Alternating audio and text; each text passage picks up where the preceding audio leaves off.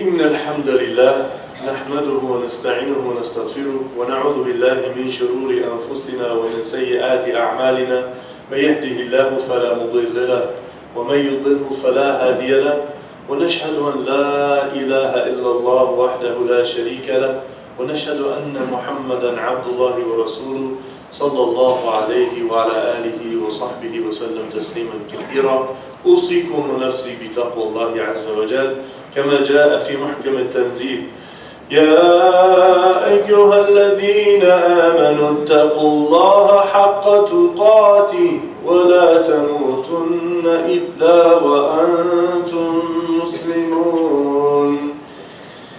Dear brothers and sisters, alhamdulillah, we are blessed in this holy month of Ramadan. We've been blessed to come to such a very special time of the year where we can truly have gratitude towards our beloved Creator, Provider, and Sustainer for so much that we have. We appreciate it right now, very much. And the daily life of a believer is marked by recognizing His presence in our lives and His favor upon our every moment. And so, in many of His favors that He has given, we have to take an example, take a lesson. عِبْرَةً لِأُولِي الْأَلْبَابِ لِأُولِي الْأَبْصَارِ. We should take lessons from the things that go on around us and try to become better people through looking at the examples around us. So today we want to talk about the example of someone who is very dear to so many people all over the world.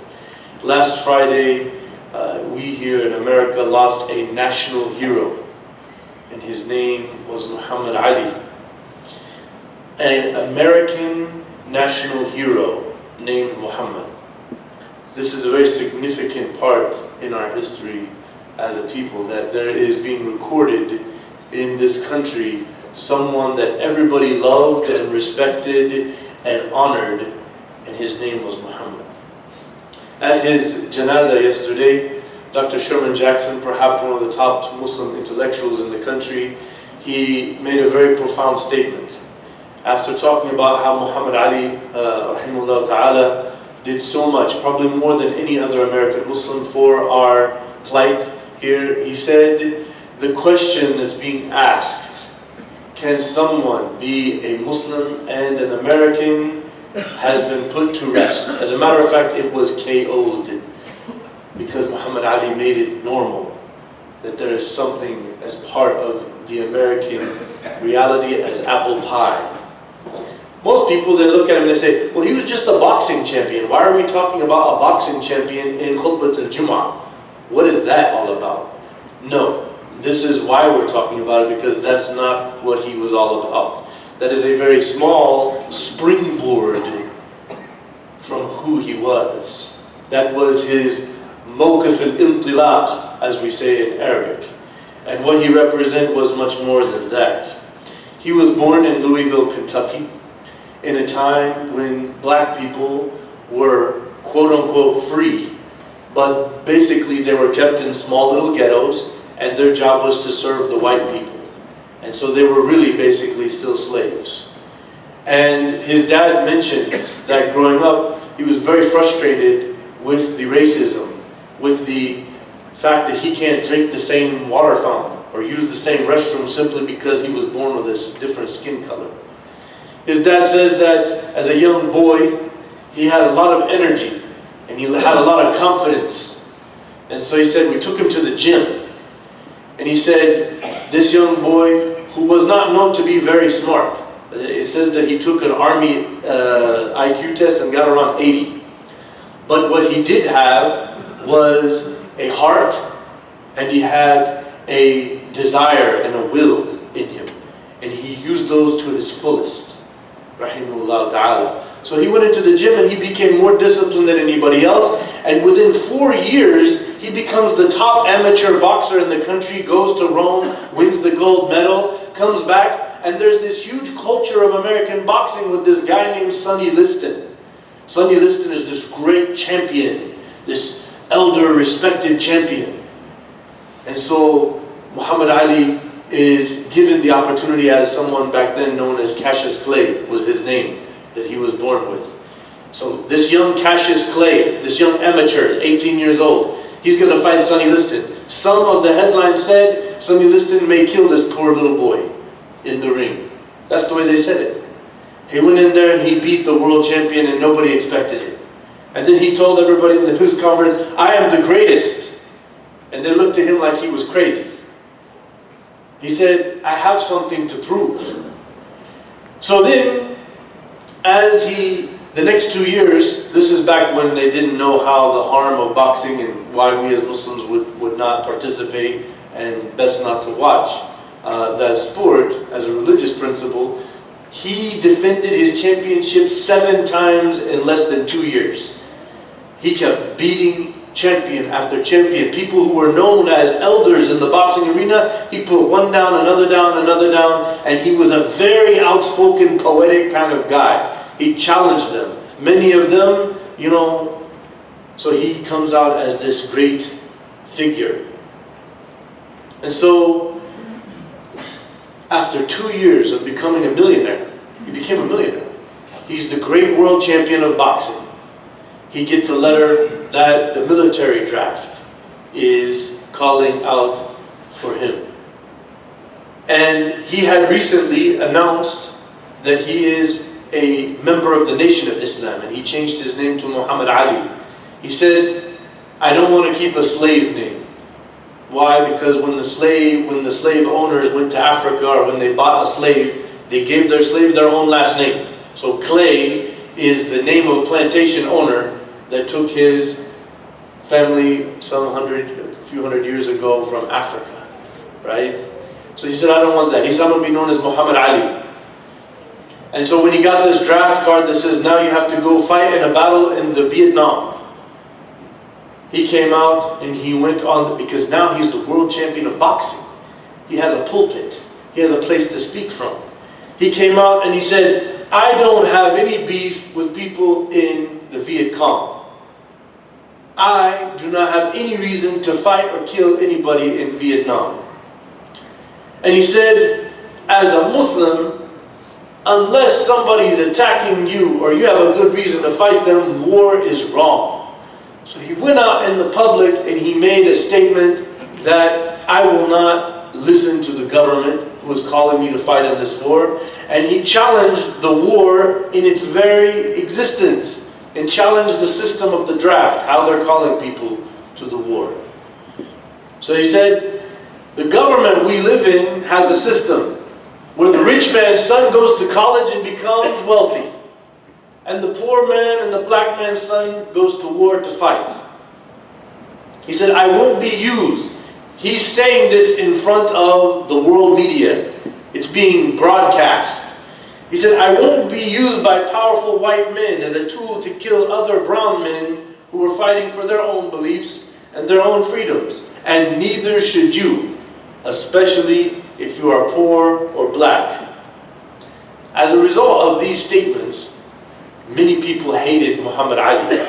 He came out and challenged what people call patriotism. You have to go along with our military because you are a citizen here. To not go along with our military is traitor. You're a treacherous traitor to the United States of America. And all of these headlines, look, he says he's powerful in the ring, but he's a coward in the battlefield. Look what happened. He was stripped of his championship belt. He forfeited millions of dollars. He lost his boxing license. And he was indicted and convicted of a crime, of a federal crime, to dodge the draft. They gave him many olive branches. Well, how about you just go as a celebrity? You go and you encourage people to go, and then we'll just have you on the side as like, maybe you'll do some sparring and stuff while you're over there. He said, I'll have no part of it. So after they did all this to him, he loses all his power as the world champion. He's had his championship belt taken from him as though he never had it. He's now prohibited from boxing. He can't earn a penny. He loses millions of dollars. Then he goes from college campus to college campus, speaking and preaching against the system. He became a social activist against a corrupt, unjust war. And he used to tell people that I will not go to war on principle. And so Julian Bond observed, one of the activists of the time, that was probably one of the most significant pushes in the anti-war movement against Vietnam and changing a whole culture of an attitude towards war in America. Because patriotic thoughts tell you, you fight for your government and you don't ask questions. But a person of values, of principle, says, I will only fight for a just cause. That's what the Holy Quran tells us. And that's where he stood. So there was an anti-war movement going, but with the strong vocal media presence of Muhammad Ali, it became a much more exponentially large and influential movement. So his religious views evolved. In the mid-1970s, after studying the life of Al-Hajj Malik Shabazz, Malcolm X, who came before him, and how he became to mainstream Islam, and the son of Elijah Muhammad, Muhammad Muhammad, rahimahullah, he read the Holy Quran and he publicly disassociated himself from the Nation of Islam. For those of you who don't know, we don't have much time, the Nation of Islam is basically a movement that was organized in some Islamic beliefs and practices and some biblical, to set discipline and dignity in the black identity and to fight back against white aggression. That was basically what it was. So there was a man who falsely claimed prophethood and so forth in the 1930s. That's where that whole thing came from. So after Muhammad Ali, rahimahullah ta'ala, read the Holy Quran, he came out and he said, I am now disassociating myself with previous beliefs and practices that I had been involved in. I used to say that all white people are devils. He said, now I'm embracing the human family, and all of those who do good and stand for justice, regardless of who they are, those are my brothers. And anyone who is doing tyranny and oppression and injustice, those are not my brothers. And the color of the skin has nothing to do with it. See how the Quran changed him, and how he was so humble when he came to conviction to shed a previously held belief. 1984, Muhammad Ali came out against the doctrine of Louis Farrakhan. He was talking to a group of black folks. And he said, what Louis Farrakhan teaches is not what we believe in. Trying to define mainstream Islam. He said, he represents of a time of our struggle as black people when we were in the dark, a time of confusion. And now as we grow, we do not want to be associated with that at all. One of the most significant aspects of Muhammad Ali's legacy, in 2002, he was given this plaque that goes on the Hollywood Boulevard fame stars. They have all of these stars with all of these celebrities on there, right? So they said, we want to give one of the, usually it's for actors and so forth, but they said, we want to give one to Muhammad Ali, to put his star amongst thousands of others on Hollywood Boulevard. So Muhammad Ali could have said, oh, as a Muslim, they're allowing us in their arena. They're giving us the right to be respected. He didn't, that was not him. That was not his attitude, and should not be any one of our attitude. He said, I will graciously honor and be honored this offer of having my name on a star on Hollywood Boulevard on one condition, that it will not be put on the ground, because my name is the same name as Muhammad Rasulullah sallallahu alayhi wasallam, and nobody should be walking on that name. And what did they say? Yes, sir. That's what they said. Who is they? This multi-billion-dollar industry of entertainment in the United States of America said, we're going to give you a star and put it on the wall. And there's only one star for anyone of the thousands of people who are walking all over those names all the time that's on the wall. And that's Muhammad Ali, rahimahullah ta'ala. This, my dear brothers and sisters, is what it means to have dignity in your faith and stand up for what you believe and have pride in the values that you stand for. He spoke truth to power. As the Prophet ﷺ said, أفضل الجهاد كلمة عدل عند سلطان جائر. The best form of jihad, the pinnacle, is that you stand up to a tyrannical, powerful leader and you speak justice and truth to them. It is well known and documented that on more than one occasion, he went to South Lebanon and he visited there. He actually negotiated in South Lebanon the release of some prisoners. And he visited the Palestinians and he visited Israel. And one time when he was at a Palestinian refugee camp, he openly said with all the media there, and it's for everybody to know, I declare support for the Palestinian struggle to liberate their homeland from the Zionist invaders. That's the statement of someone who does not fear anybody except for Allah and standing in front of Him on the Day of Judgment. None of us should be cowards. None of us should be someone who's scared what people might think if we say what we believe to be true.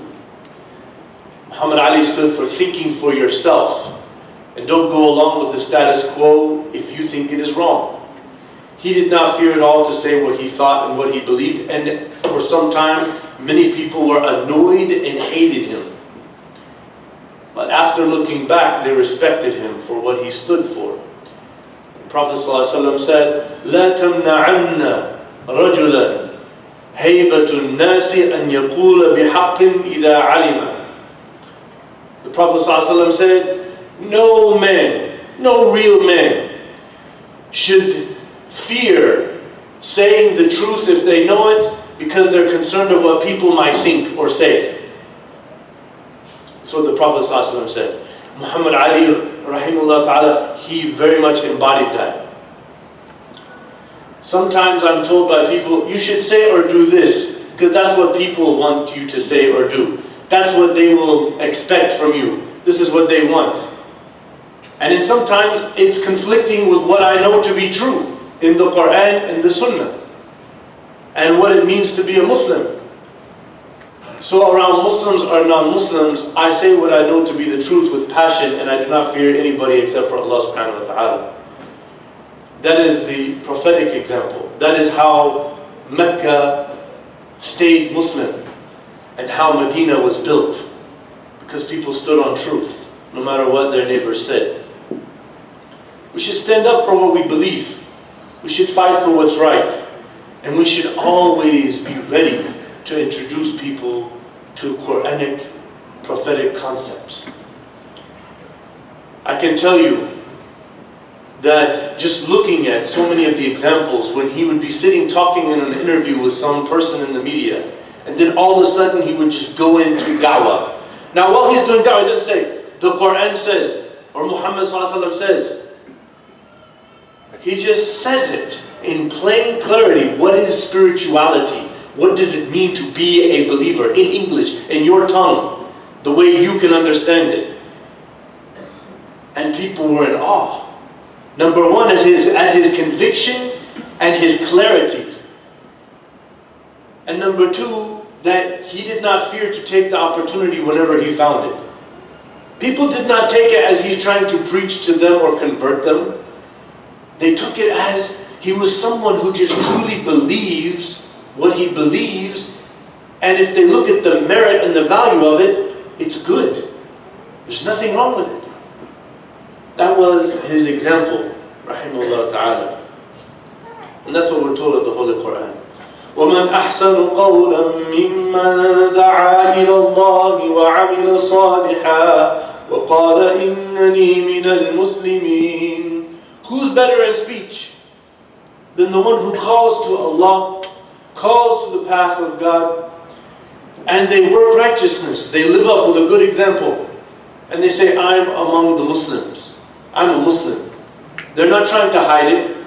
Some of the people who fought him after he converted to Islam, they said, we won't call you Muhammad Ali, your cash is played. That's the way you were named, and we're going to call you that. Sometimes when he was fighting someone who, before the fight, he would taunt them in the ring. I'm Muhammad Ali. Boom. Let him have it. You better respect me for who I am. because that's who I am. And I'm not trying to hide it, and I'm not trying to get anybody's approval for it. Rahimahullah ta'ala. We should use our position to influence others. There's Muslims who have, please bring it up because we have some people trying to find a place to sit and they don't want to walk over your shoulder, mashallah.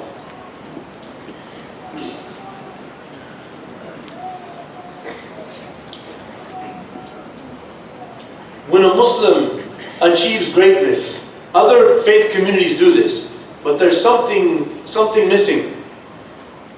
When Muslims achieve greatness, when we stand up for something, or we do something good, or we contribute, or when we build something, we should let people know, we are Muslim. This is who we are. This is what we're doing. This should be a standard. We use a position of authority. When we become a great doctor, engineer, or business person, and we do something for the world, we should let it be very well known that we are Muslim. That's who we are. That's what we represent. In this post 9/11 world, there are powers that be that want to use that event to make you fear being Muslim, to make you hide being Muslim, to make you not comfortable with being Muslim. Don't listen to that. Because we have something to offer to this world.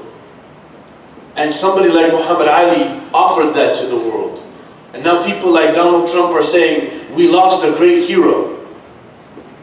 The more we follow that example, sure, some people at first might not know what they're dealing with. What is this? Who are these people that are so proud of their religion and their values? At some time it will become normal. And people will say, wow, those people do good stuff.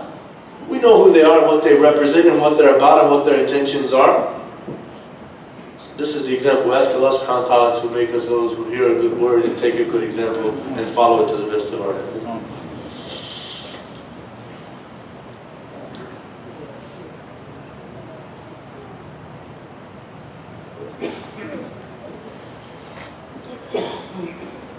Bismillah, alhamdulillah, wassalatu wassalamu ala rasulillah wa ala alihi wa sahbihi ajma'in. Muhammad Ali's daughter Hannah, she tells us of his last dying moments, rahimahullah ta'ala. After all, when he had Parkinson's disease, he could have just said, I have some money, I'm going to stay at home, take a bunch of medicines, keep my dopamine regulated,